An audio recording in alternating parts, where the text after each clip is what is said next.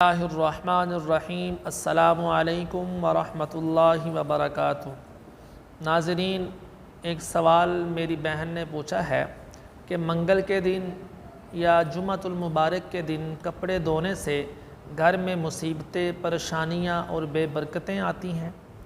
ناظرین، اس طرح کی جو باتیں ہیں یہ بے بنیاد ہیں، یہ من گھڑت ہیں، ان کا قرآن و سنت میں کوئی ثبوت نہیں ہے۔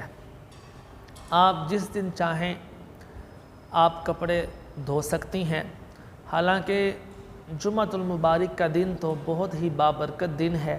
اس دن جو غسل کرے، خوشبو لگائے، جو سب سے عمدہ کپڑے ہوں وہ پہنے، پھر جمعۃ المبارک کی نماز کو ادا کرے، اللہ تعالیٰ اس کے گناہوں کو معاف فرما دیتے ہیں۔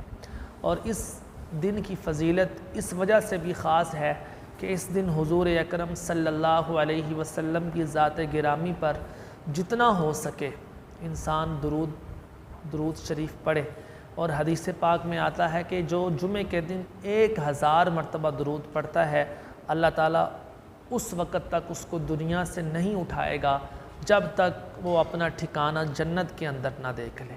تو ناظرین، یہ باتیں بے بنیاد ہیں، ان کا کوئی ثبوت نہیں ہے۔ السلام علیکم ورحمۃ اللہ وبرکاتہ۔